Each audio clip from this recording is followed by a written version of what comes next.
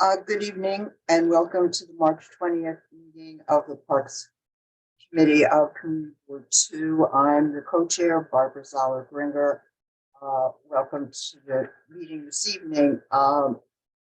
As you know, this meeting is now called to order and it is being recorded for public access and archiving in accordance with the New York State Open Meetings Law. We ask all committee members to keep their cameras on, and public attendees are encouraged to turn their cameras on when they're speaking to the group. We ask everyone to keep your microphones muted when you are not speaking. So thank you again for being here this evening. And we're going to move on to the agenda. First item is the introduction of our committee members. We're just going to go around the screen. I'm going to turn this over to our esteemed secretary, Thomas H., to introduce himself, and then turn it over to the other members. Thanks, Barbara. Hi, everyone. I'm Thomas Suji, secretary of this committee. Carolyn? Good evening, everyone. I'm Carolyn Hubbard Kamenan-Weary. I'm a member of this committee and the community board. Lenny, I see you. Yeah, Lenny Levington, member of the committee. Doug? Hi, everybody. Doug Bettner, member of the committee as well. Okay, Richard? Good evening, everyone. Richard Morrow, community member of the committee. Or public member, right? Okay. Let's see who else. Oh, Melinda. Hi, everyone. My name is Melinda Rasco. I'm a member of the committee as well as the community board. Kaya, do you see anybody else that I've missed? Ms. Williams? Good evening, everyone. I'm a community board member, not for this committee, though. Welcome. I think we have other community board members here as well. Well, can you see Vaughn Clinton? Hello? I'm looking. Barbara, I think we've got all of our board members. Right. Oh, okay. No, we have, I know, she was just here a minute ago. Ellis, I saw Ellis. Go. Good evening, everybody. My name is Ellis Scope. I'm a community board member, but not a member of this committee. Right. Okay. All right, then we have the board's committee's agenda for this evening. Do I have a motion to adopt the agenda? From a committee member, Carolyn. A second. Leonard. Okay. Anyone opposed to the adoption of the agenda? Okay. Agenda is adopted. Proceeded. Do we have anybody here this evening? Oh, wait, before we get to that, we have the minutes from February 2023. Do I have any? Are there any comments or edits about the minutes? I just have to keep moving my screen back and forth. All right, hearing none, do I have a motion to adopt the minutes? I move. Richard? Doug? Okay. I'm assuming everyone's approving since no one had any edits. And thank you again, Thomas, for a great job on those minutes. The minutes are hereby adopted. Tonight on our agenda, we have a discussion and presentation about dog management at the Friends of South Oxford Park. Is there anyone here who at this point has some comments about our agenda as it's proposed?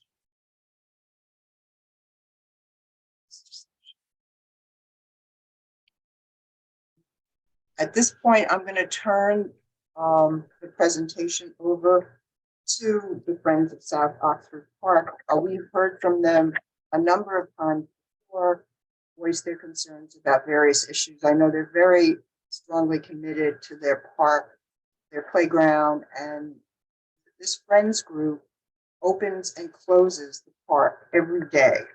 So we have people who are really devoted. So we're going to listen to them. I know we have Dwayne Broadnax. Do we also have Stephanie Bigelow?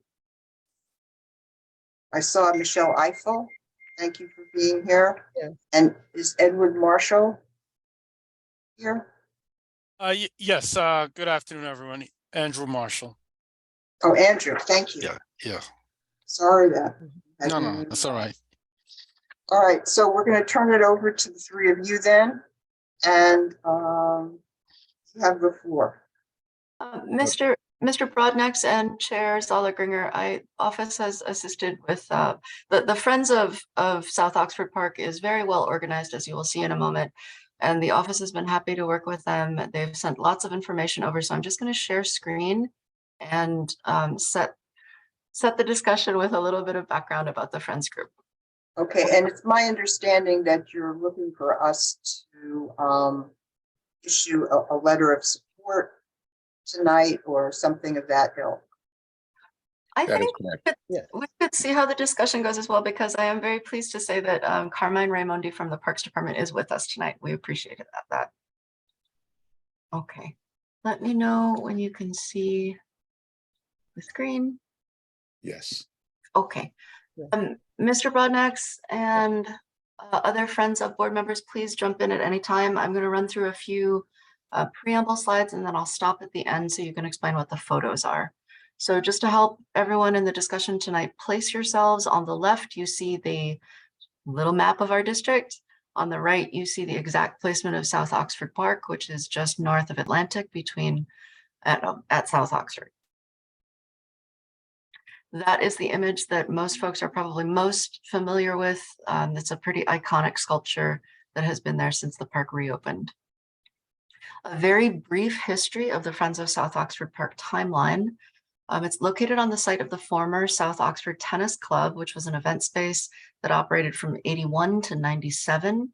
It was notable as the only Black-owned tennis club in New York, and it was a community hub for local Black and gay communities. It was a 5,000 square foot neo-Georgian building, served as a multi-purpose venue that was leased from the city month to month until the city closed the club in 97 and then demolished the building a few years later after declaring it derelict. From 2000 to 2003, residents of Atlantic Center regularly attended these community board meetings and met with community board and other elected district leaders to present design proposals and help secure funding for the new city park, which was completed in 2006, which is the park as you see it now. At that time, the draft design based on those community discussions promised that South Oxford Park would remain what is called a passive park. That means no basketball courts, planned sitting areas, planned greenery, and a comfort station next to the tennis courts. Comfort station is Parks Department language for restrooms. Since 2006, South Oxford Park has become very vibrant and is once again a commons for the Fort Greene community. Anyone that has walked by knows that there are active tennis courts, a playground, a multi-purpose synthetic turf lawn, which this committee has discussed previously, many gardens, and of course that distinctive cattail spray shower sculpture. For those of you that were in attendance at the Dog Park 101 session hosted by Councilmember Crystal Hudson, almost exactly this time last year, you will recall that Parks Department emphasized how important it was for anyone wanting to support their park or support a dog activity in their park that they needed to start a friends group. This park does not suffer from that problem. They've had a very active friends group since 2007. That's over 16 years now. They have, as Chair Zoller-Gringer mentioned, every day they manage the voluntary opening and closing duties for the park. The hours per that original agreement were 7 a.m. to sunset, which is of course seasonably variable. And in 2007, Friends of presented the Brooklyn Parks Commissioner with a large neighborhood petition to have signage included in the park indicating no dogs or pets allowed. The photos will explain why, but in a nutshell, it's because it is primarily multi-purpose synthetic turf. Since 2007, Friends of has planned and executed a year-round schedule of events for all ages, all abilities, and they partner regularly with other local groups, including Fab Fulton, BAM, etc. And just to bring us up to date, so in January of this year, new signs appeared that indicated that leashed dogs were allowed access. Dogs have since been exercised and relieved on every surface of the park, often unleashed. Dog owners have also not been cleaning up after their dogs, including allowing them to defecate on rubberized playground surfaces. That's that multi-use synthetic turf. And trampling on the daffodil bulbs, which are just beginning to poke up for the spring. New signs have since been put up indicating no pets on turf, but because of there seems to be some confusion and they are being regularly ignored. Last month, a month ago, a letter was sent to Brooklyn Parks Commissioner Maher, local park staff, and council member Crystal Hudson, requesting that the park signs be reverted to the original no dogs, pets allowed, and the original 7 a.m. to sunset operating hours, because the Friends of group was not informed of nor consulted about these changes. Then Mr. Broadnax or other members of the board, if you could help explain what we're looking at here. Okay, if I may go first, this is Dwayne Broadnax. These are just a few pictures that we took and some of the neighbors of the community took of the dogs clearly, and the dog owners clearly disobeying the new rule. The dogs are on the lawn. They're not leashed. The photograph on the right, there's a dog just walking and trudging through the newly daffodils, the newly sprouting daffodils. And Mr. Broadnax, the green that we're seeing in these two photos, this is all synthetic turf, correct? That is correct. It is all synthetic turf, and unfortunately, it's not cleaned as it should be. But as we all know, if a dog does his business on that turf, it stays there, and the children like to roll and play. We have a lot of toddlers playing on that turf. And the photo on the left, is that the area where the yoga classes are held? That is correct. That's where we have free outdoor yoga for our seniors. Okay. Now here is another violation, is someone with their dog off leash in the playground area. I had some video footage, but I couldn't really include the video footage, but this is just one of the pictures captured, because there's been others, but by the time you try to get your camera out, they're gone. But this is just a dog unleashed in the playground area. And the signage on the right is actually, the signage at this particular park has been elevated by this committee and the board in previous years in the district needs statement, because as you can see, it's very difficult to see that there are any rules related to the dogs or what the rules might say. In fact, I think wording of the district needs request specifically was, we would like a sign, we would like standardized signage around parks, playgrounds that just indicate a dog in a circle with a line through it. Sort of the universal not allowed visual symbol, similar to these, but maybe bigger.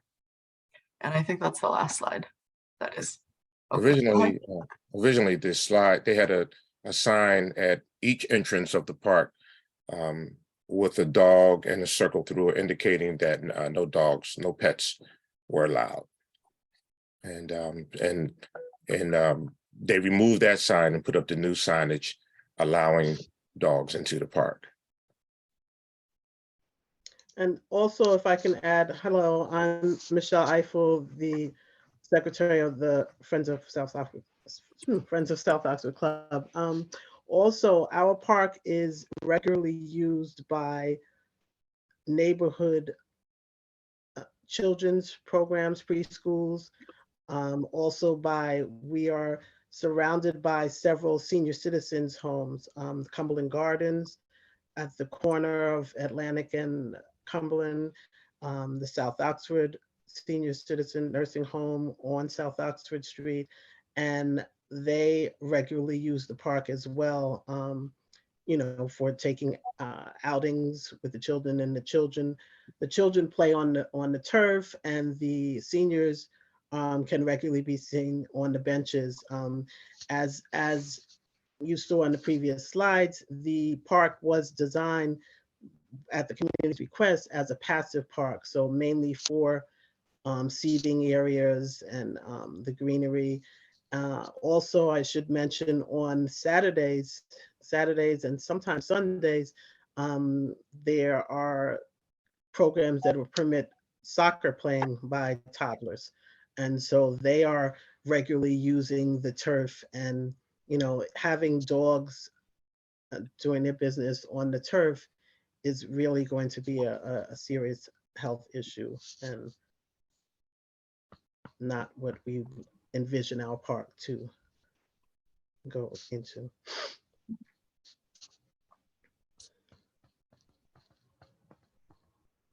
If any of the members here have any questions for us, or Yeah, Wait, yeah. did you have, One of the things that we've always been responsible for is just trying to keep up with the original rule of it being a no dog park. And that in itself is a challenge, because people feel that because it's a park, they should be able to come into the park with their dog. And we just remind them politely always that the reason for this particular park being this unique is because of the turf. And oftentimes people are compliant and they leave with their dogs. But we feel if they are in the park, we can't. It makes it more difficult to try to govern, to tell them to put the dog on a leash, to tell them to remove the dog off the turf. It just makes it more complicated. And we feel that the original rule worked very well. We kind of believe in the concept of, if it's not broken, don't try to fix it. We've managed this position since the park opened, and a lot of people really appreciate it, because we have toddlers and families who are fearful of dogs, and we feel that there are a lot of dog parks in the vicinity that are available. We're just a matter of feet almost from Collier Gore Park, and just a matter of blocks from Fort Greene Park. There are other parks where dogs are allowed and appreciated. And by no means are we anti-dog. We don't have anything against dog or dog owners. We're just trying to keep the integrity of South Oxford Park as it was intended to be. thank you for that, Dwayne. Stephanie, I have to apologize. I see you've been here, I think, from the beginning, so I apologize when I said that you weren't here. Do you want to add anything before we opened it for questions? My name is Stephanie Bigelow, and I am a member of the Friends of South Oxford Park. I'm probably one of the only members who has a dog and have been a part of this committee since its inception. And so, initially 17 years ago, I kind of was like, wow, it's kind of a bummer not to have the dog in there. But respectfully to the members of the committee, the members of the community, it meant so much to them and to the children and to the seniors to have a park that did not sort of become a dumping ground for poo, an invitation for rats who are sometimes looking for something to eat and they can't find anything, so they will settle on dog poo. And we really, very proud of our park, and I've respected this position. I've walked my dog around this park for many, many years. Unfortunately, my dog passed away about a month ago, so I don't have that issue anymore, but I just respect the park and the concept that was created for it. And I hope you guys will support us and feel that we have a right to ask the community to join us in this initiative. Thank you, Stephanie, and I'm really sorry to hear about sounds like you had your dog a long time, so that must be a real hard loss. Yes. So Dwayne, can you tell us how this came about, where they were going to allow dogs? Well, that's the question. We don't know. Oh. We don't know, because as Ms. Mueller said earlier, these changes came about without us being involved or considered in the conversation whatsoever.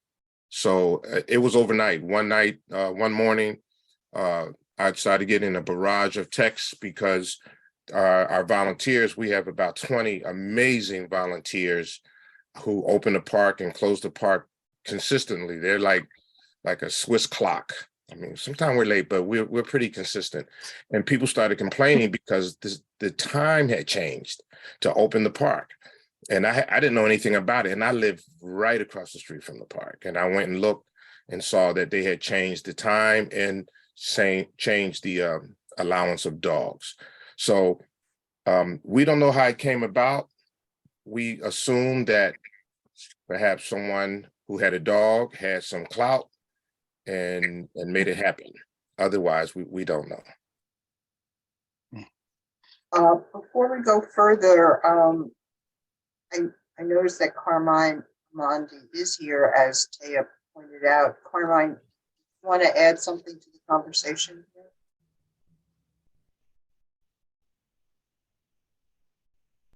Yeah, hi, good evening. We're here to, to take back feedback that we can. Myself, my colleague Anya Hoyer, who's on our team, is also here. We're here to assist as liaisons. This is unfortunately the signage and all times, the dog policy is kind of out of our hands. That's not us, unfortunately. Excuse me, Carmine, could you just introduce yourself so if people don't know who you are? Yes. Hi, I'm sure. I'm Carmine Raimondi. I am a Partnerships for Parks Outreach Coordinator, currently for Community Board 2. I'm joined here by my colleague Anya Hoyer. So we are liaisons to Friends of Parks groups and, community partners around the city. And we are a public-private partnership of the Parks Department and the City Parks Foundation. Our role is able to, bring resources from both the foundation and the agency and support our partners in that way, mostly with stewardship types of projects, at parks and green streets, green spaces around the city. Anybody else that's interested in working with us at other sites, definitely reach out. I'll put my contact info in the chat. And I see Tay, you added our website. That's great. Thank you so much. So Carmine, then unfortunately, you can't give us any background as to how this happened. No, I can't, unfortunately, no. All right, so at this point then, and thank you. You're welcome. For your words and your great work. Welcome. I'm going to open this up to questions from committee members. Do any of our committee members have questions for any of our friends? Excuse me, if you don't mind, that's my co-chair, Andrew Marshall. I think he wanted to say Oh, something. okay, sure. Go ahead, Andrew. Hello, everyone. This is Andrew Marshall, Vice Chair of Friends of South Oxford Park. First of all, I'd like to thank this committee for helping us have the park constructed in the first place. Many years ago when we reached out to the Parks Department in the city of New York to have this park constructed, many people weren't sure how you would build a park from scratch. They know how to update a park and renovate a park, but no one could say how do you take a parcel of land and turn it into a park, and that was quite interesting. Throughout the years, the New York City Parks Department and Partnership for Parks have been great so with us. They've been very, very accommodating to our group, and so that's why we find it strange now that these changes could happen, and people not be fully informed or be informed beforehand. I just want to say this, it seems to me that there's some rule or or at least as I've come to understand it, that these things these rules, these changes are a blanket or across all parks in the city. Please correct me if I'm mistaken in that belief. Ours is a relatively small park, and something that could work quite well in Fort Greene Park or Prospect Park or Van Cortlandt Park, it just wouldn't work in a smaller park such as this. And so, we would like aside from dealing with the dog issue or open and close issue, I think you need to make some statement or come to some clarity with regards to how these rules and hours, as a practical matter, opening at 6 and closing at 10 just wouldn't work for a park like ours, for instance. So I'd like to have us also discuss how the park rules are developed and implemented. That's it for now. Thank you. I don't see anybody on the call from the Parks Department. Unless I'm missing somebody. So I thank all of the members of the committee who are here and have given us, from the Friends group, who've given us the update. Are there questions from members of the Parks Committee? Richard. Yeah, hi. I don't really have a question. I mean, I have a couple of things to say. First, I have to commend you on the park. I was there, joined the committee. I went around to all the parks, and I was very impressed with yours. Especially there were tennis players there, and they were very nice. And place is kept immaculate. I have to say, it's beautifully groomed. I hope you get that surf thing taken care of. The lawn was disgusting, and that's deadly. People, I'd let the dogs play on there for now and keep the kids off of it because that stuff is deadly. I saw patches on. I gave a report to Barbara. I think it was last year from the summer. I did a report on your park and on Cadman Plaza with that, and they're going to put it back. Listen, if they try to sell you on the new turf, garbage. Go down to the Pier 7 or Pier 2 where they have it on the pier there. And if you take your hand and you go in there and you dig, the same shit is there, except they instead of making it black, they made it green. That stuff is still breaking up. It's green and clear. It's unbelievable. So if they try to sell you on it, tell them forget about it. Other than that, how are you going to keep the people off the lawn, even with the signs? Well, the people were mostly respectful for the whole 17 years. That the couple of times that say I was opening the park and someone came in with a dog, I would just kind of point to the sign and say, dogs are not allowed in this park. And most of the time they would leave, But now if you put signs up that say the dogs are allowed, then that takes away our, you can't respectfully say to someone, well, there's no dogs allowed in this park. And you spoke about the cleanliness of the park. That does have a lot to do with that we are getting up 7 a.m., opening the park, unlocking it, and closing it at, sunset. 7, 8, whatever the time of the season. Morning too. So this was a Sunday morning, and it was clean, and people playing tennis already, and right. So it's been going very well. That's what Mr. Broadnock said. If it's not broke, why are we trying to change the wheel? From my side, I support you. I'm 100% behind you. I think back, and you should have some degree of sanitation that's at least it's bad enough the street is so bad. Correct. Yeah. You know what I'm saying? And Richard, if I may just add in, that's a good point you make about the turf. The turf is due to be changed. One of our volunteers did a whole survey on life expectancy of artificial turf, and we talked about it at one of these meetings about a year and a half ago. And turf apparently lasts about 10 years. And our turf is now in year 17. Oh, yeah, yours 18. is demolished. Yours is totally. Yeah. So it's definitely in need of repair, and that's a whole nother subject. But that also brings us to, if dogs are allowed to trample on that into the park, and they will definitely use the turf, if we are fortunate enough to get our turf replaced and get a nice new turf, we still have the same challenge of keeping dogs off of it. Exactly. Yeah, that's a big challenge. That's a big challenge. Carolyn, did you have a question? I just wanted to make a comment. About the turf, we talked about it, like you just said, a year and a half ago, and I noticed that it hasn't been changed. And I thought that Marty Marr agreed at that meeting that something was in the works about that turf. So I'm a little disappointed. And I also wanted to just generally commend the Friends of South Oxford Park for the good job they've been doing all of these years. And if we can't support groups like this, our parks will be doomed. So we've got to give them the support they need to keep the park up the way they have been, in spite of not getting the support for the turf and all from the Department of Parks. Is there anyone else from the committee who has a question?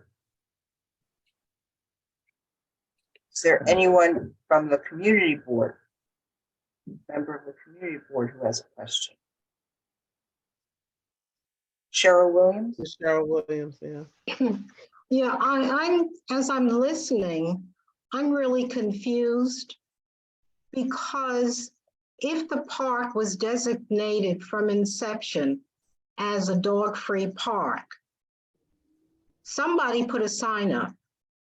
And why you would have to defend to take the sign down, and no one can say who put the sign up, how it got there, and I certainly commend you, but I don't see, if no one from Parks can say they put it up, you don't even know who.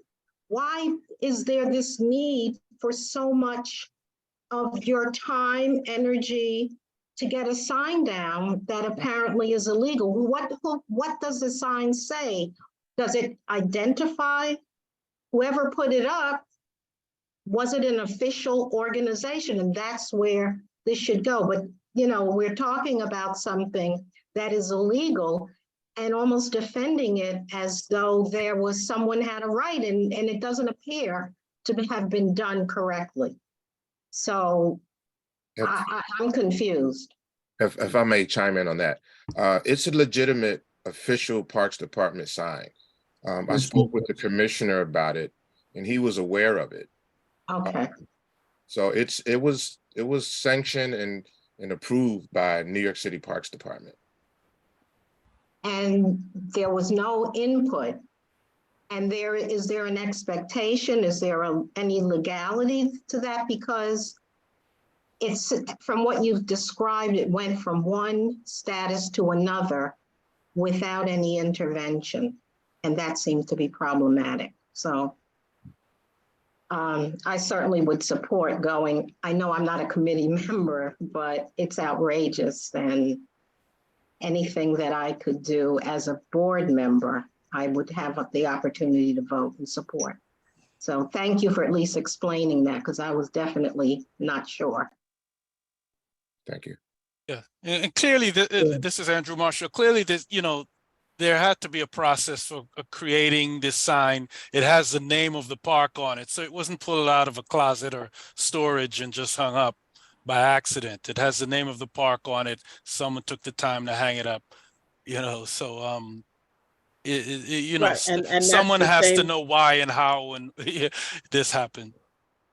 And at the same time, they took down the park. We had those signs with the little dog and a line through the dog. So when they put this new sign that was just on the screen up, they took down the other signs, and there was no communication with Friends of South Oxford Park. So it was just, they were there one day and gone the next. So my question is, Marty Mayer says he's aware of the sign. Did he say how that sign got there?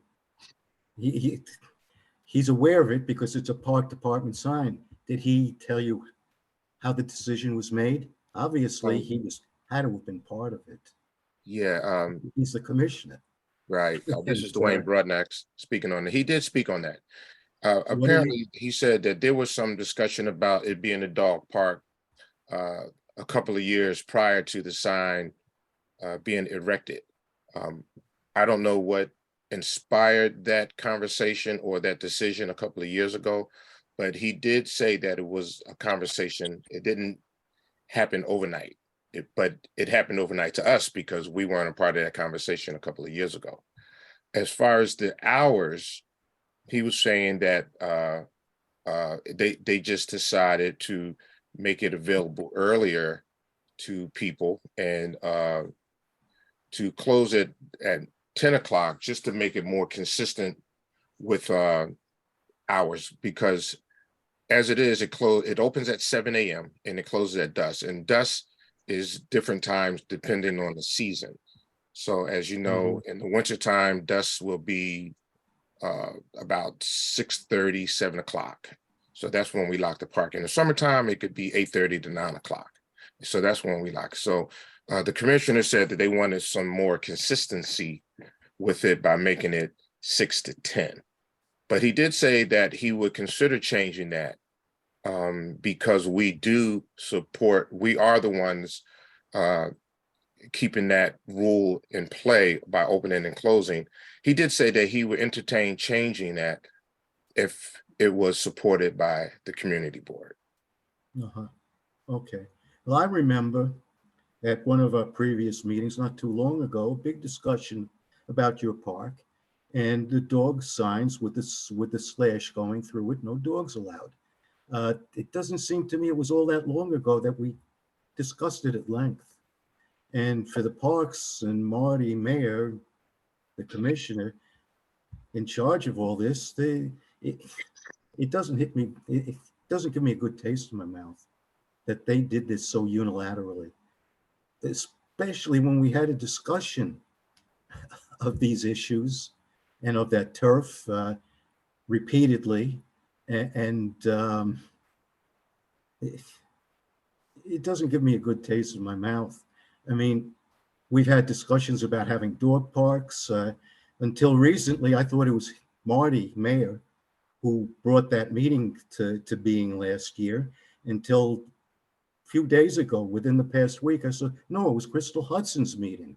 She was the one that arranged that meeting and brought that meeting into being. I don't know if this is his way of saying, look, I care about dogs, they can come into this park. Because he feels pressure to put in dog parks that I know at this point he is against. He voted it down, and every one of them in the needs assessment thing that was just written up and made available to everybody. He doesn't want dog parks. He came around with Crystal Hudson and gave them a big tour of the parks and all the parks in the district. And he didn't mention once dogs or dog parks. So I know he doesn't want dog parks. There's no doubt about it. You're talking really about dog rights. I am, but it's related. It's related because now to put a sign up, oh, dogs on the leash, they're allowed. You see, we're doing things for dogs. No, he's not.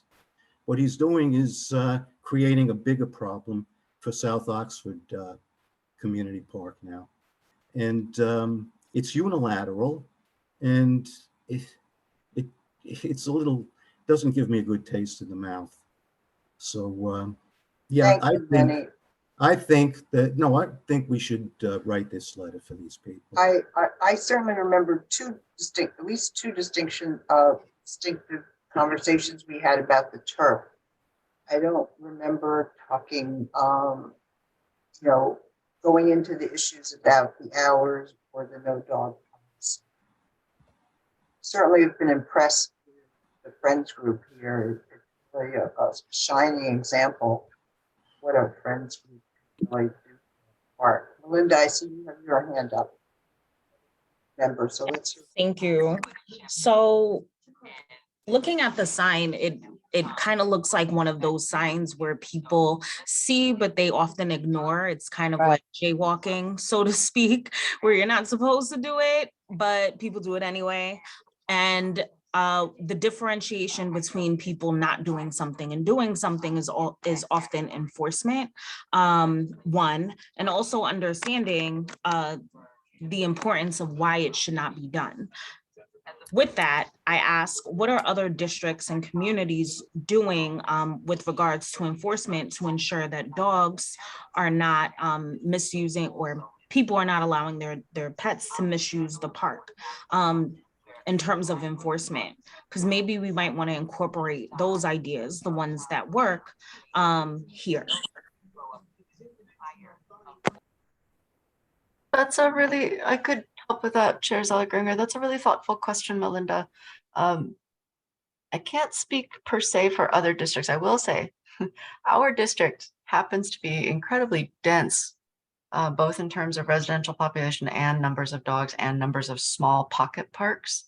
A model that has been interesting just a few blocks north in Fort Greene Park, and that is by no means perfect if you've been there during off-leash hours in the mornings. The Fort Greene Park actually has, not only do they have their friends group, their conservancy group, they also have the Fort Greene Pups group, which was a friends group for dog owners. And that is an interesting model because they were formed to support to support each other, but also to help enforce the rules that the Parks Department simply just doesn't have the budget or the funding to provide that level of enforcement. I'll drop their link in the chat. But is there a dog group? Maybe Stephanie could answer this question. Is there a dog group or an affiliate friends of group related to South Oxford? Well, I understand that, Fort Greene allows dogs, and I understand there's a real problem there because there are too many dogs. No. To my knowledge, there's no That's cool. affiliated dogs group for South Oxford Park. None for South Oxford Park. I would take my dog over to Fort Greene Park because they can be off leash, but after.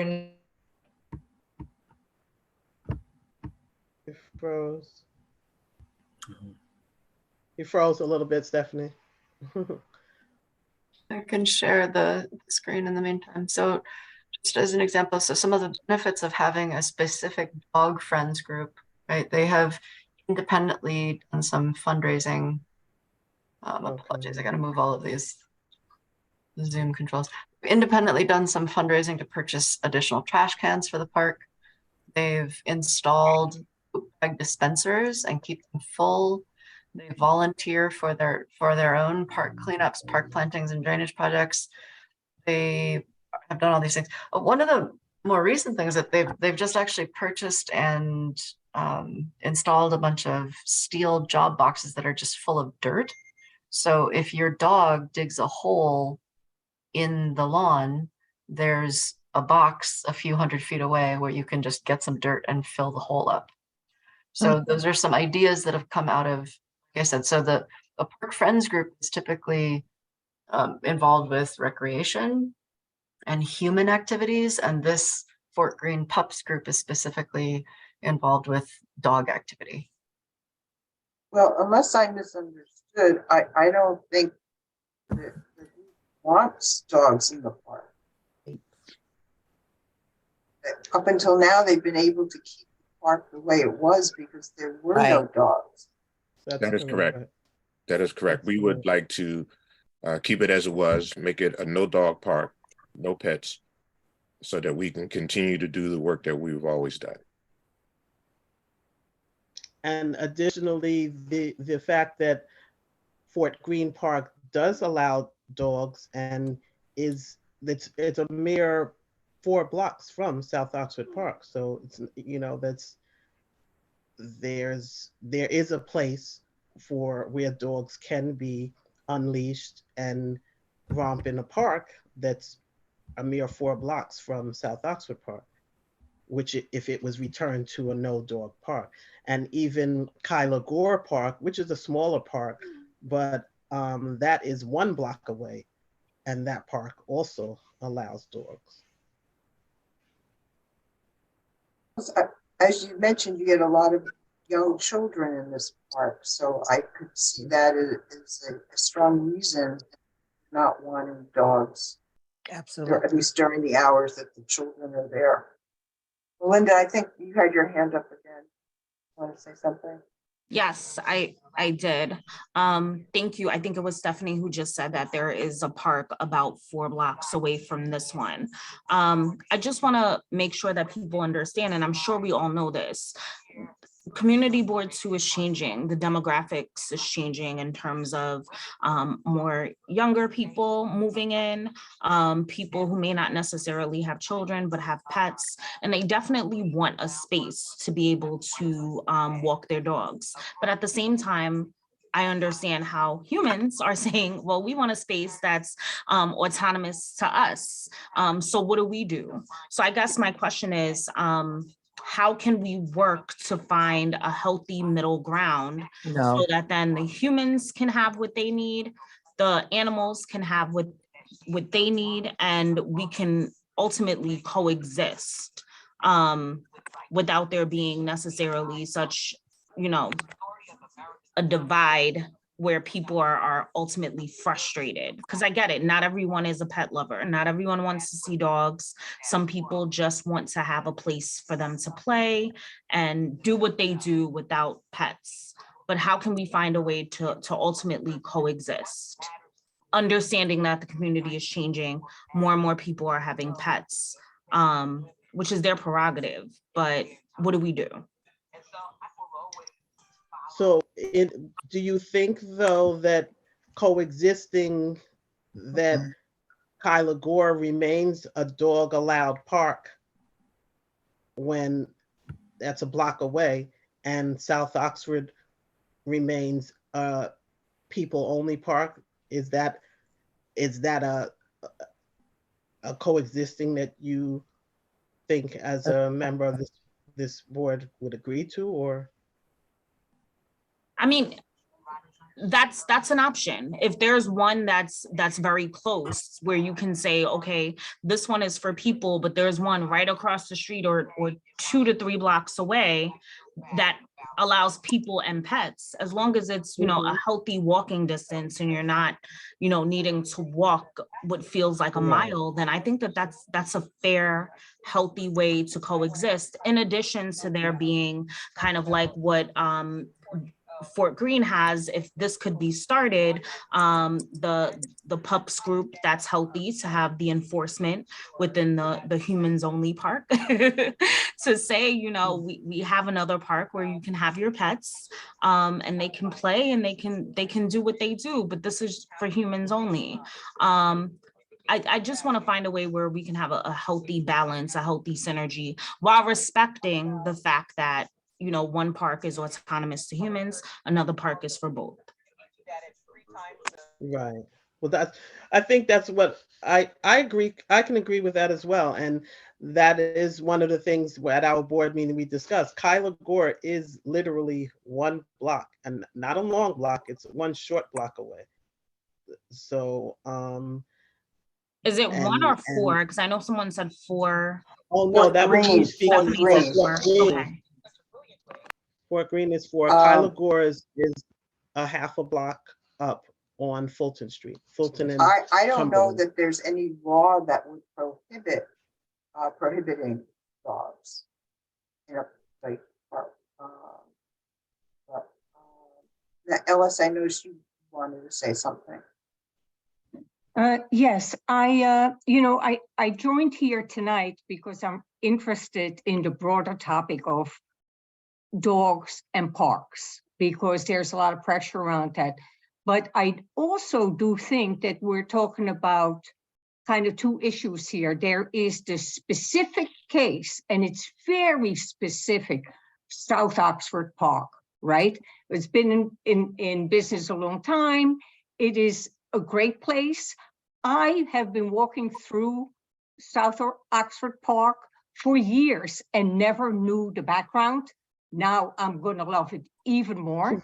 And then I was waiting for the other committee business part of the agenda to bring up the broader issue of how do humans and dogs live together in parks, because there's a lot of chatter on local social media that Fort Greene Park is off the hook and people don't, yeah, that's not the language they use, sorry, my language, but that people are afraid to bring their dogs there because there's so many dogs and they're out of control and blah, blah, blah.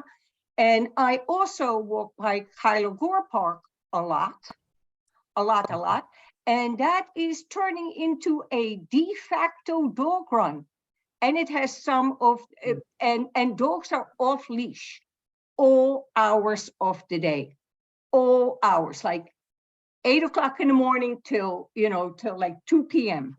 And so I think the broader issue of how dogs and humans live together in Community Board 2 doesn't, it's worthy of discussion, but right now the discussion I think that I'm very interested in is how can we support our neighbors who are working at South Oxford Park.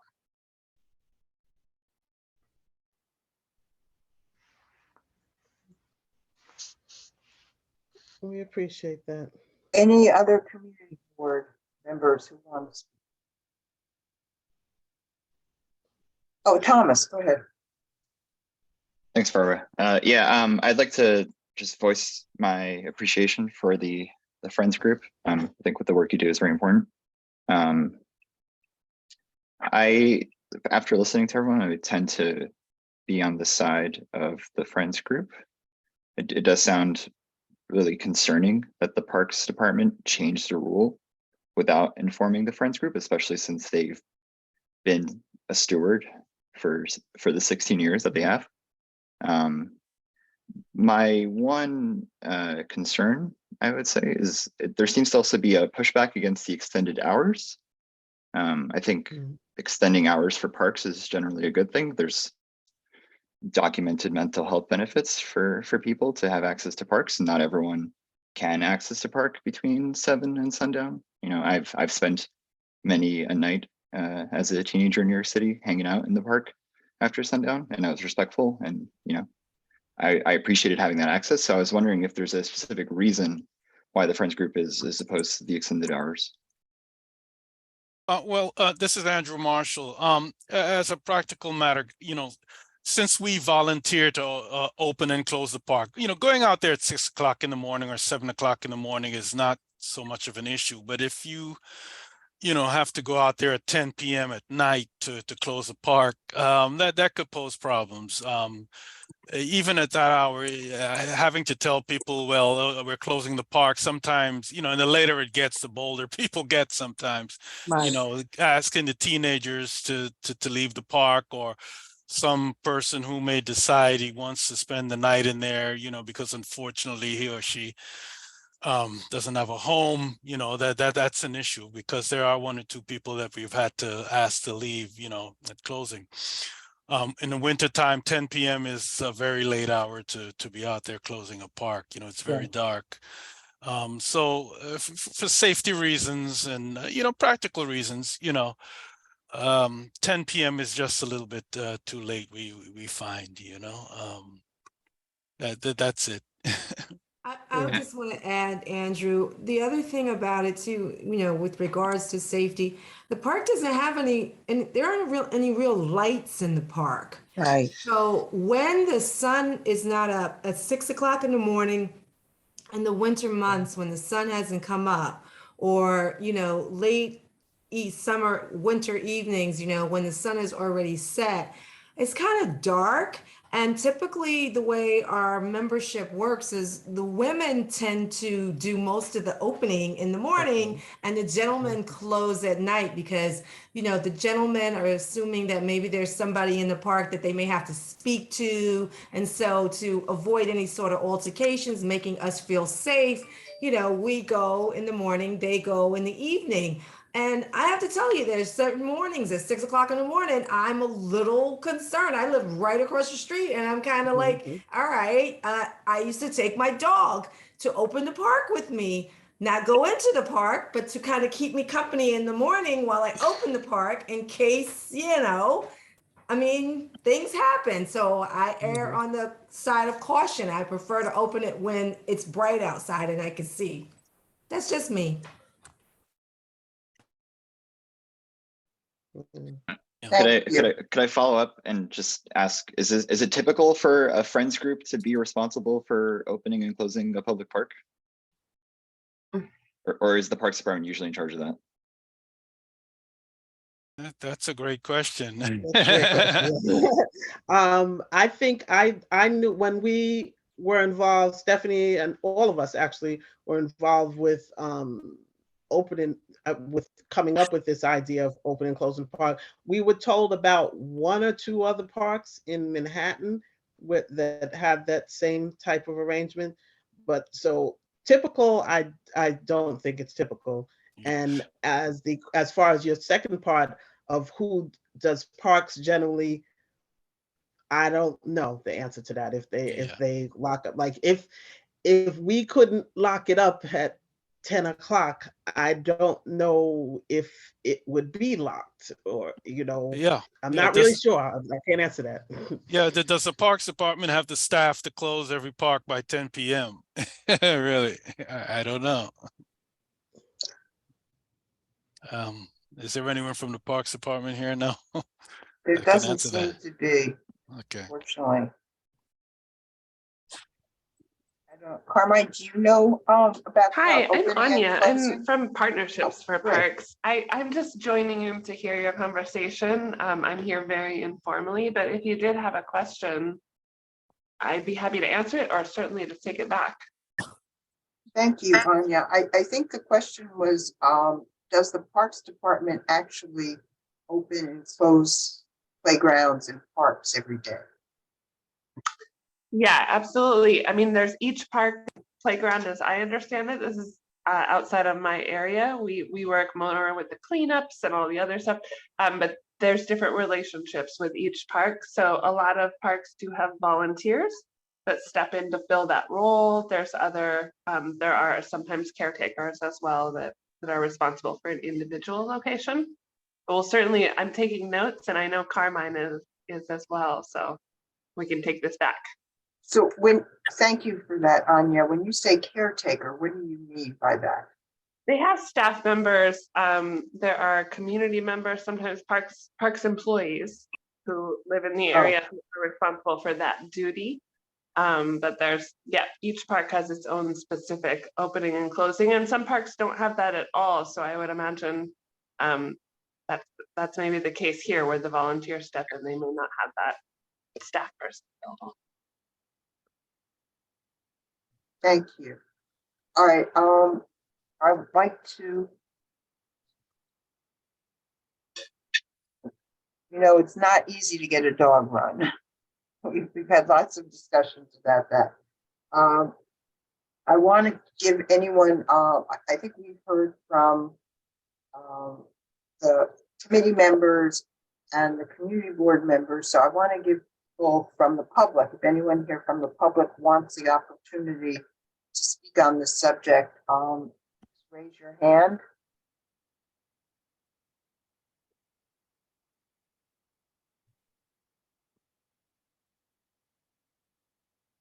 I don't see anybody's hand raised. Do you, Thea? I don't, but I did want to invite Ms. Shakara from Fort Greene Park Conservancy has dropped some really great comments in the chat, and maybe she could just contribute her voice if she'd like. Sure. Sure, yes. So I work for Fort Greene Park Conservancy, and I do in my role kind of deal with improvement projects and communications with the public and everything. So I could speak a little bit more about the role of Fort Greene Pups, which they are completely volunteer run group. They were sort of kind of responsible or a major voice in requesting off-leash hours in parks where that wasn't a thing for a very long time. And so the sort of negotiation there is off leashes before 9 a.m., after 9 p.m. I know this isn't relevant to Friends of South Oxford Park because your goal is to not have dogs in the park. But I will say that as far as enforcement, that still falls to PEP, Parks Enforcement Patrol, and even the urban park rangers to enforce on-leash hours within the park.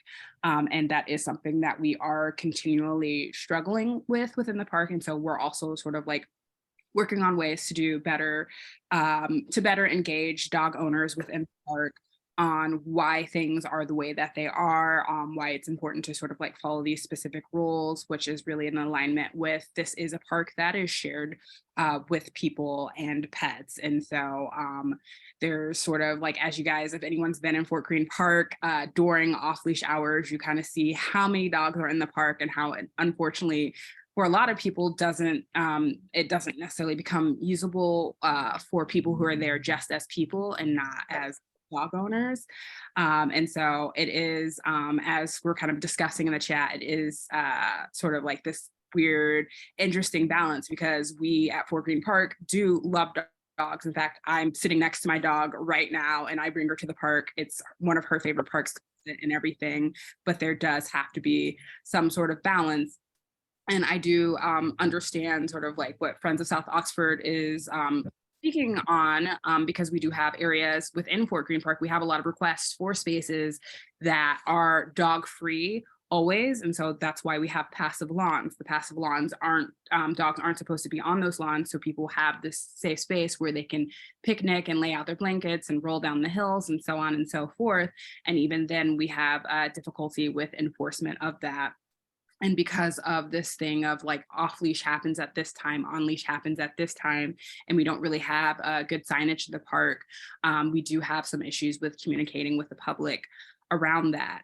And so I do understand, like, I know we have a lot of dogs in the park. I hesitate to say too many dogs in the park. Like, I once again love dogs, but I do like recognize that there are some spaces where, from a health standpoint, from a sanitation standpoint, it's kind of like not really a good idea to like have dogs in those spaces, like at least because we have regular lawns that get like rained on and cleaned, and we have maintenance crew that work in the park constantly. Then it's not as much of an issue within our spaces. I know we were also kind of like talking about dog runs a little bit. I was in attendance at that meeting last year from Councilmember Hudson, and sort of there were 3 major things that were needed as a way to create dog runs. One of them being a Friends of group that would stand up and say that they would take care of and manage the dog run, because it is beyond the capacity of New York City Parks staff to also be managing that on top of the number of parks that they do. The Parks Department is severely understaffed, as people I'm sure are aware. And so they don't have regular staffing. Like, that's why Fort Greene Park, we have regular maintenance staff. There has to be a Friends group for South Oxford Park, because there just isn't enough staffing to like cover all of the parks in New York City. So that's the Friends of group. There also has to be a site that is identified that follows specific regulations. I can't remember those off the top of my head, but it has something to do with infrastructure. So for instance, they were talking about Kyler Gore Park potentially as a place, but because of its placement along the train line, then that's not a place that they can put a dog run. So just finding and IDing a space within this area that fits within that is also very difficult. Fort Greene Park can't be one because we are a historic landmark. And so there will be no approval for a dog run there, even though we are kind of like thought of as the de facto like dog park in the area. Finally, if I remember right, there has to be support from the community. So coming to a community board meeting saying we want a dog run here, getting that support from the surrounding community for that or dog run to be in the area. And then of course, dog runs are expensive to build. They at last I heard it was about $1.5 million to create one, because of the way that they have to alter the landscape in order to deal with the excessive weight. So I know that's kind of separate from what we were talking about with Friends of South Oxford Park, but also very relevant to the conversation, since we are dealing with an increase in the dog population in the area. So hopefully those were helpful comments. Shakara, I thank would like you, to and just- thank you again for your participation at our meeting last month as a presenter. So I think what, well, I would think like to one of add the, one thing just to- a minute, just a minute, just a minute. I think one of the issues here is also it's the kind of turf that you have in the park. It's not conducive to having dogs. I think your perspective might be different if you had a lawn. You know, you had real grass. Here, it's very problematic from what we've heard tonight to have dogs on this synthetic turf. So, all right, Lenny, I want to wrap this up at this point. I So know, just but take I a would like minute or to- two. Yes, thank you. I would like to just correct one thing that you said, Shakara, about it being inappropriate to have a dog run over a subway line. Not Fort Greene, Union Square Dog Park is directly over a train hub, probably the first or second largest train hub in the city. It's been there for 30 plus years. They just did a major renovation there with through the Manhattan Parks Department. It is not inappropriate in the least for a dog park to be over or adjacent to a train line, as I was pushing and still have been pushing a dog park at University Place, a block or two away from Fort Greene Park, and with great community support and a 15-member Friends of University Place Dog Park already in place there. It's a shame. It's really a shame that the Brooklyn Commission has demonstrated an unwillingness. It doesn't want to build dog parks. It's just crystal clear at this point that that's the real problem with dog parks in Brooklyn, in our district in particular. I just want to add that and make it clear, make it very clear that that's the major problem to dog parks, which is so needed, as this discussion has illustrated in our community. Thank you, Lenny. So I want to thank everyone who's spoken so far on this issue. I think we have a lot of information here. I hopefully we'll have enough information to determine what they would like to do at this point. So if anyone would like to make a motion, support, or anything else based on the discussion tonight, I'll entertain that. Carolyn?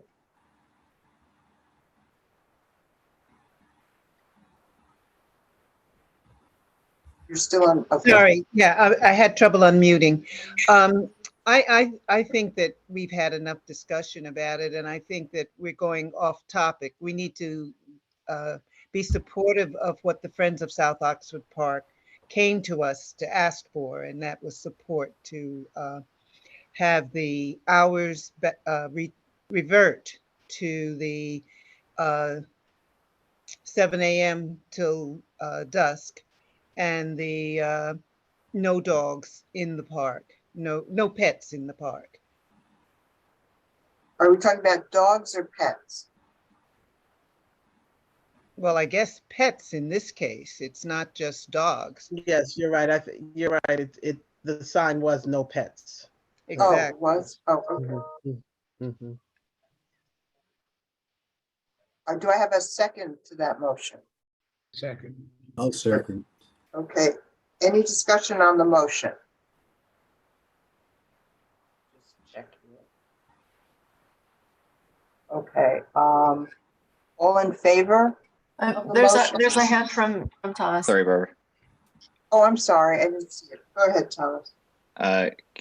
Can we amend the motion to also include that we ask the Parks Department to generally make a rule of informing friends groups for all of our local parks whenever they're going to make a change as drastic as this? Well, let me say this. You have to ask the person who made the motion, as I understand it.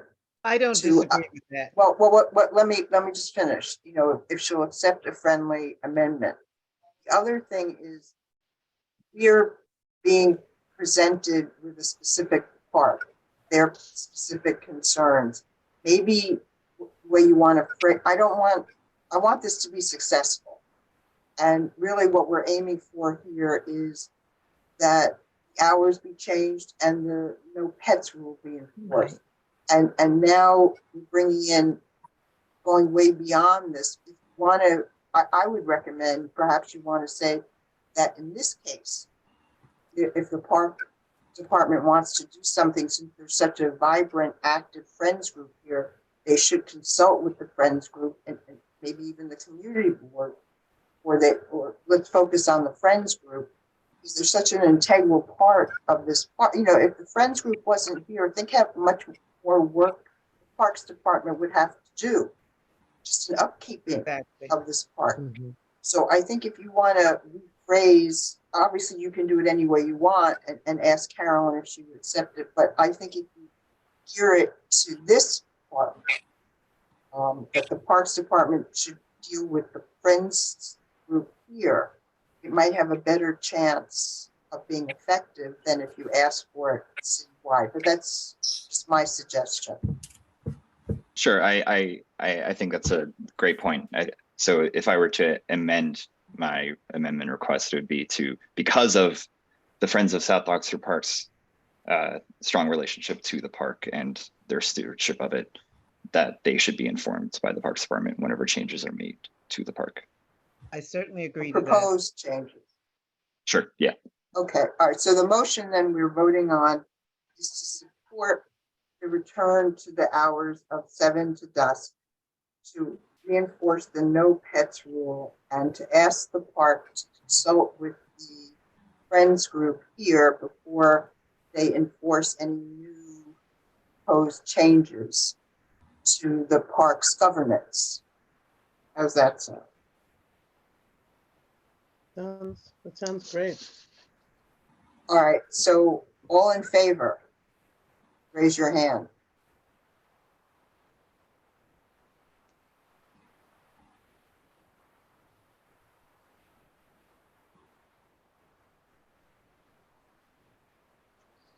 Andrew, are you voting? We can't vote, correct? Or we can? No, you can't. Only committee members. Okay. Okay. Andrew Lastalecki, are you voting tonight? Yes, All right, are you voting yes or no? I'm abstaining. Okay, all right, so we won't get to you. So I count 7, Taya, I counted 7 in favor. Did you have a different number? I had the same. Okay, all right, anybody against, opposed to the motion? All right, now, any abstentions? Andrew, you're abstaining. Anybody Right. else? Okay. All right, so the motion passes, 7 in favor, none opposed, and 1 abstention. So we will now then present this, hey, am I right, to the full board?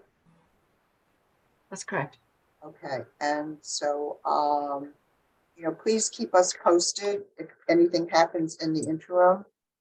And clearly, I think you've heard how much this committee supports you and thanks you for all that you do. And I'm sorry we haven't been able to get you that new turf yet.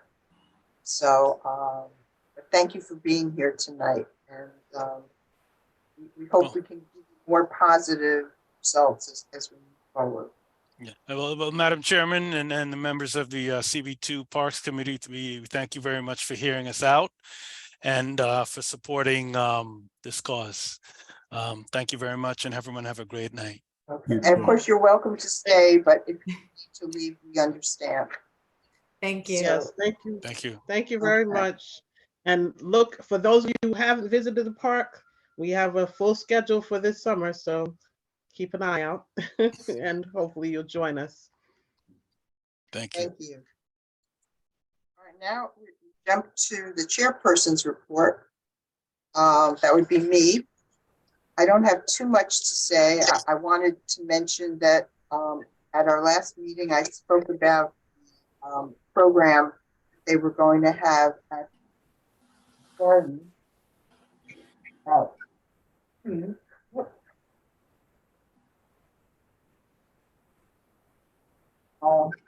tapping the power of trees, how the urban forest saves cities. And I hope some of you got to go to it. I know I did. You had to get there really early to get all the programs you wanted. And I didn't believe that. But it was a very informative program, and the Nature Conservancy, which had spoken at our meeting last month, had a representative there. And I think what I really took away from her presentation, she showed two pictures. One, a street with no trees, and then a street with trees. And I don't think anything could be more simple or clearer to show you that. Just look at those two pictures. You can see which street is going to be cooler. You know, clearly the street without any trees is going to be hot, whereas the tree cover is really going to bring down the temperature. And so just shows you just how important trees are as we address these climate issues. Then I did send out an email the other day about adopting a park or playground. Those of you who've been on the committee for a while, you've already done that. Please let me know in the next week or so if you want to keep looking at those same parks. And if you're new on the committee, again, also please let me know if there's a particular park, playground that you would like to look at, preferably one that doesn't have a friends group, because we're looking at hear from those friends groups. So it'd be great to look at parks that aren't as fortunate and see what their needs are and how maybe we can help them. Then I did mention that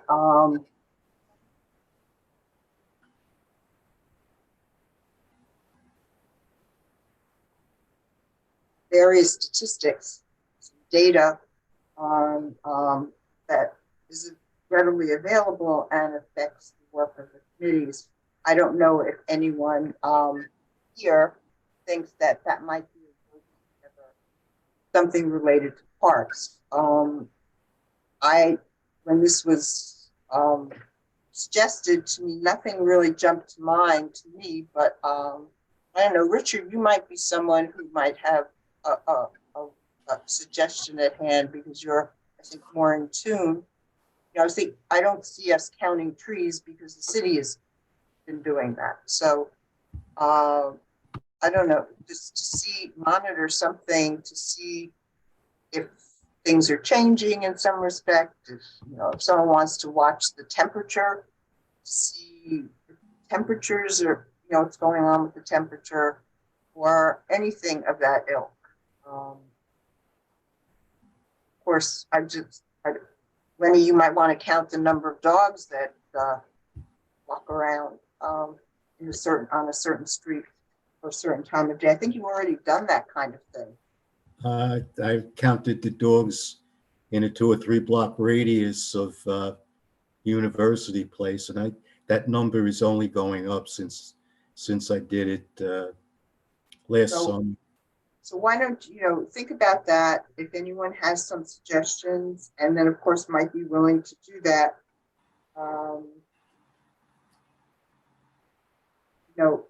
Let me know.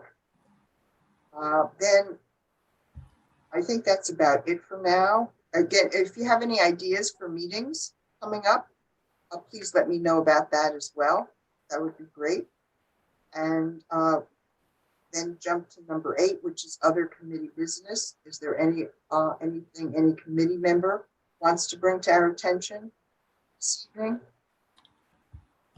Yeah, I think I should at this point. Okay. I am having, Can you speak a little louder? Yes, okay, I'll lean in more and Much hopefully better. you hear me better. Okay, good. I will have to be resigning from the committee after this meeting. I hate to do it. I've been putting it off as long as possible, but we are in the process of selling our co-op. And we have been split between Baltimore and Brooklyn. And we are going to use the proceeds from the sale of Brooklyn, which is imminent the next couple of weeks, to buy something else in former years, I would say, unfortunately, Jersey, but we are buying something in Jersey that my wife will be using partly during the week because she still works in the city 2 or 3 days a week, and back at home the other 2 to 3 days. So it's been a pleasure being on this committee. I really enjoyed it. I think it's very important work that we all do, we all listen to, and try to get done. We support the good things that the parks does, and the ideas they come in and plans they come in with. And we need to and should call them out when we believe they are wrong. And that is something I did want to say, that they need to be held accountable for some of the ideas that may not be so good, or the reasoning that isn't so good. And I hope that tradition continues in this group. And one other thing, if there's anybody that would like to take over the Friends of University Place Dog Park from me, I have the list of the 15 members of that committee, and I would love to turn that over to somebody who would be interested enough to keep it intact and going. It's going to take years to get done. The group has to be held together over those years, and informed here and there of our efforts to keep it alive and come to fruition. So anybody that wants to get in touch with me, Barbara, you could probably send my emails to any of those people. And thanks, everybody. Well, Lenny, I'm really taken aback by your announcement. Totally unprepared for it, but thank you for your kind words, and thank you for your commitment to the committee. I think I might have been encouraging you along the way to join the committee, as I recall, and I thank you. I may not always have agreed with you on the dog run issue, but thank you for your tenaciousness about it and your commitment. Thank you. And I really appreciate that. And I know, so, you know, you'll be able from time to time to watch our meetings on YouTube. Yes, yes. So, you know, please keep in touch, and, you know, you can still talk on the, at the meetings, even if you're not a member. So, okay, shit, thanks. We really appreciate your time and effort. Thank you. So thank you. Any other committee business? Hopefully no one else is leaving tonight. Okay. All right, then we're going to move on to community forum. And I know we have at least one person who wants to speak at community forum tonight. If anyone else wants to speak, please put your name in the chat, and Taya, add your name. Shakara, I know you want to talk, so we're going to, oh, then Rob Goetson, you can speak after that. Shakara, we're going to turn this over to you. We do ask people to try to be brief, but we'll try to hear what, anxious to hear what. All right. Thank you so much, Barbara. So hello, my name is Shakara Petaway. I'm the Senior Manager of Park Projects and Programs for Fort Greene Park Conservancy, the nonprofit that works in close collaboration with New York City Parks to program and care for Fort Greene Park. I would like to bring all attendees' attention to the EDS and MEDS planning framework. In summary, Brooklyn City Planning is developing the EDS and MEDS framework to inform planning and interagency coordination and shape potential developments on sites owned by the Brooklyn Hospital Center and Long Island University. The Brooklyn Hospital Center, adjacent to the park, is in the final stages of selecting a developer to partner with them in rezoning their property to create a number of tall buildings. The Conservancy is opposed to this framework that city planning is in the process of creating. We commend their proactive coordination with city agencies and their recognition that expansion of these two institutions should be aligned, but we think the process and framework are insufficient. We go into greater detail about our position on our website, fortgreenpark.org, the link to which I've just dropped in the chat. Among our concerns, the process is not transparent enough and has no requirements for community engagement and participation from the outset. The framework presumes the rezoning and development of the Brooklyn Hospital Center and Long Island University campuses, and the recommendations prematurely offer public community benefits and provide no enforcement mechanisms. In our efforts to call attention to this framework and ensure that it is not approved as a policy document by the City Planning Commission, we have started a petition which has garnered over 1,700 signatures since it was opened last Thursday. We ask that all concerned members of the communities proactively engage in reviewing the EDS and MEDS framework to make sure they are informed of what is happening in their community. If you are in agreement that Brooklyn City Planning should work with Councilmember Hudson and Borough President Reynoso on a community-led and city-led rezoning process, inclusive of the Brooklyn Hospital Center and Long Island University sites, that would require the participation of local residents, businesses, and neighborhood organizations from the outset, please consider adding your name to the petition, the link to which I will also be adding to the chat. Also, please feel free to reach out to the Conservancy's Executive Director, Rosamund Fletcher, and the Board Chair, Joylyn Holder, if you have any questions. I am adding their emails right now as well. So I know I'm putting in a few details into the chat. So that's all I wanted to say on that. I'd like to thank you guys for this time to speak. Thank you. Rob Gullickson. Good evening, everyone. Let me just change my camera real quick. There we go. Hi, everyone. Thank you for letting me speak, and I will try to be brief. My understanding is this is when we propose future agenda items, and I would like to request that we consider discussing the status with the Walt Whitman Park fountain. I've been in touch with Councilmember Ressler's office previously, starting last summer. For those of you who don't know, it's a water feature often used as like a cooling station by people during the summer, kids play in it, etc. It's been out of service, supposedly because of a leak into an adjacent, I believe it's the court building. But I've been in touch with them. It's gone through several iterations in terms of planning that I believe it's been moved from the Brooklyn branch of DPR to the citywide services team and was given a priority status after a Brooklyn Heights Town Hall event led by Council Member Ressler's office. So the funding is handled, it's a priority item, but that was the last I heard, and that was in October. So I would love for the Parks Committee to schedule an update and hopefully have, I mean, Carmine is here tonight, but maybe someone from the Central Division as well to speak about it. I know the Chief of Staff of Brooklyn Parks reassured that it would be done in time for this coming summer. But I live right across the street and I haven't seen any sort of construction or surveying being done. And I'm a bit concerned now about the timeline for it to be completed in time. So if the committee would consider having a presentation on that for the public to be made aware of the status and the timeline, that would be greatly appreciated. Thank you. Thank you. We have discussed the Walt Whitman fountain previously. It was brought to our attention that there was a problem. I think it couldn't be turned off once it was turned on, something like that. And it's good to hear that it is getting the attention it needs, and be good, as you said, to have an update.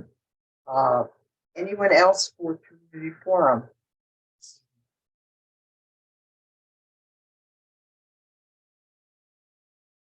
I don't see any other hands, but I would say what I'd like to do for about a minute or two before we adjourn, that's next on our agenda. We had a parks meeting a while back where there was people started saying hello to each other. But the one disadvantage of being on Zoom is that we don't have that chance to interact with each other before the meeting or after the meeting. So I just want to give people an opportunity for a minute or two to see someone on the call who you haven't seen in a while, or you just want to say hi to someone, acknowledge them. This would be a good time to do that. I thought we'd just try doing that for a minute or two. You can unmute yourselves and want to say hi to someone you haven't seen in a while. So Andrew, how are you doing? Are you okay? Yep. Okay, just, oh, good. Good to see you. All right. Well, I don't hear people being eager to take advantage of these few minutes. So at that point, maybe next time, I will entertain a motion to adjourn.